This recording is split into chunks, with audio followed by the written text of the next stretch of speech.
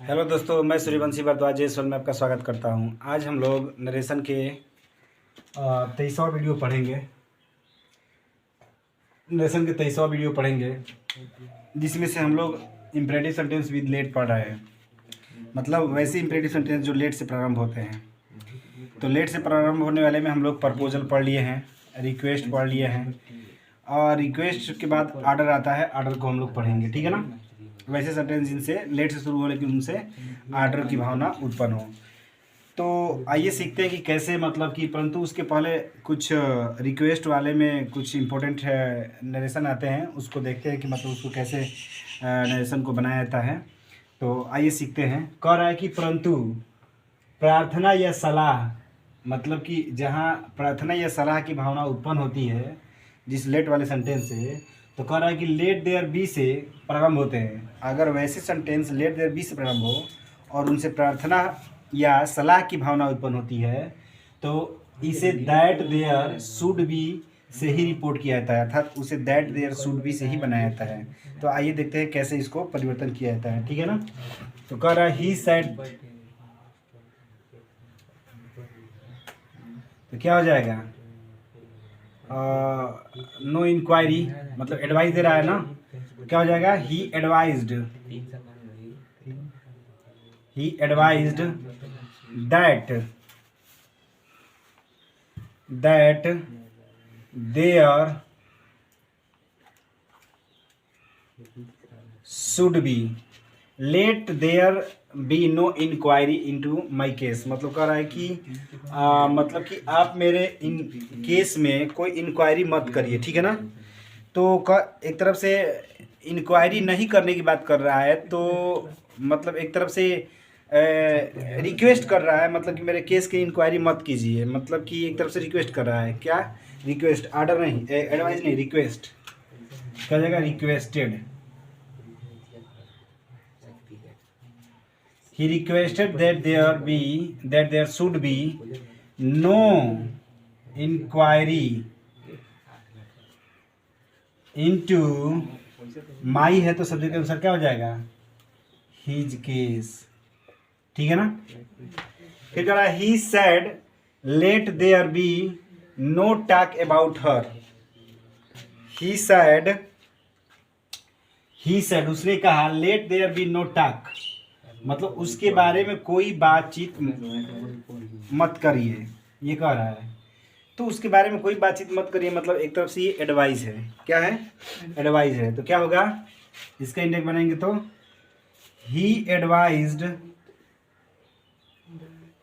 तो कह रहा है कि ऐसे सेंटेंस जिनसे प्रार्थना या सलाह की भावना उत्पन्न होती है और वो सेंटेंस लेट देयर बी से शुरू होता है। तो लेट देयर बी से शुरू हुआ है, हाँ शुरू हुआ है ना। तो कह रहे हैं कि ऐसे अगर वाक्य प्रारंभ होते हैं लेट देयर शुड बी से और उनसे प्रार्थना या सलाह की भावना उत्पन्न होती है तो वहाँ दैट देयर शुड बी से उसका क्या करते हैं, इनडायरेक्ट स्पीच को बनाते हैं, ठीक है ना। तो he advised that there should be no talk about her, ठीक है ना। अब समझ में। अब उसके बाद है कमांड, मतलब आर्डर। ऐसे वाक्य जो लेट से प्रारंभ होते हैं और उनसे आज्ञा का बोध होता है, तो ऐसे सेंटेंस को, मतलब ऐसे वाक्यों को इनडायरेक्ट स्पीच बनाते हैं तो निम्न नियमों का पालन करते हैं। पहला, रिपोर्टिंग वर्ब सेड को किस में बदलते हैं, आर्डर में बदलते हैं। किस में बदलते हैं, आर्डर में बदलते हैं। उसके बाद लेट के स्थान पर, मतलब जब कामा डबल के मान उठाते हैं तो लेट के स्थान पर हम लोग क्या लगाते हैं, कंजक्शन दैट का प्रयोग करते हैं। किसका प्रयोग करते हैं, कंजक्शन दैट का। फिर उसके बाद कह रहा है कि नाउन या प्रोनाउन के बाद शुड का प्रयोग करके वर्ब तथा अन्य शब्दों को लिखते हैं। तो आइए देखते हैं कि इसको कैसे बनाया जाए। द ऑफिसर, तो ऑफिसर क्या करेगा, ऑर्डर ही करेगा। The officers ordered his clerk, अपने क्लर्क से क्या करता है, आगे देता है। ऑफिसर्स ऑर्डर्ड हिज क्लर्क्स, उसका क्या कर रहा है, लेट के बाद दैट का प्रयोग करेंगे, दैट उसके बाद कह रहा है कि नाउन या प्रोनाउन का प्रयोग करके शुड का प्रयोग करते हैं, तो अब नो वन क्या हो जाएगा, इसका सब्जेक्ट हो जाएगा। No one should, no one should, no one should. उसके बाद वर्ब क्या है, कम। उसका अन्य शब्द लेट हो गया। इससे मतलब किस चीज़ की भावना उत्पन्न हो रही है, एक ऑफिसर्स अपने कलर को क्या कर सकता है, आर्डर ही देगा ना, तो इससे आर्डर की भावना उत्पन्न हो रही है, इसलिए किससे बनेगा, आर्डर से बनेगा, ठीक है ना। और उसके बाद कामा था, डबल कामा का स्थान पर किसका प्रयोग करेंगे, दैट का प्रयोग करेंगे। फिर करें द किंग सैड, राजा कहा, राजा आदेशीन देता है, क्या कहा, द किंग सैड, तो सैड जब क्या होगा, आर्डर्ड, the king ordered that the man subject हो गया। उसके बाद should,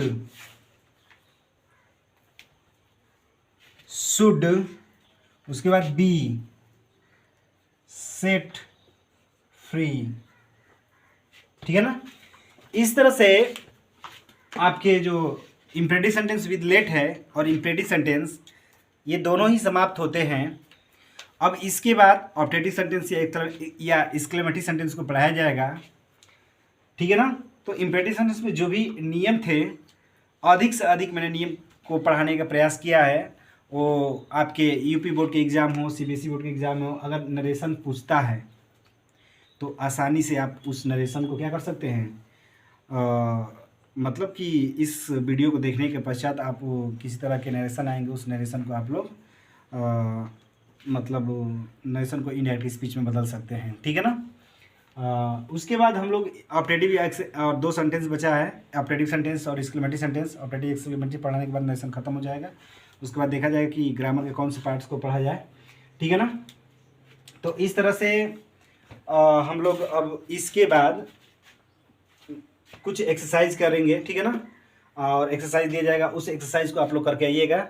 अगर नियम पढ़ाते हैं और उसमें कोई त्रुटियां उत्पन्न होती हैं तो उस त्रुटियों को आप लोग कमेंट के माध्यम से बताइएगा। अगर समझ में नहीं आता है तो भी उसको कमेंट के माध्यम से लिखिएगा, सर समझ में नहीं आ रहा है, तो उस चीज़ को मैं बताने का प्रयास करूँगा, ठीक है ना। और जो है लाइक ज़रूर कीजिएगा। उसके बाद शेयर कमेंट करते रहिएगा। शेयर कमेंट लाइक करने से थोड़ा सा हम कहते हैं कि सपोर्ट मिलता है, और वो सपोर्ट जो होता है हमें और मोटिवेट करता है वीडियो बनाने के लिए। तो बस इसके बाद 5 या 10 आपको एक्सरसाइज दिया जाएगा, उस एक्सरसाइज को करके लेकर आइएगा, ठीक है ना। तब तक इसको हल कीजिए, मतलब छाप लीजिए।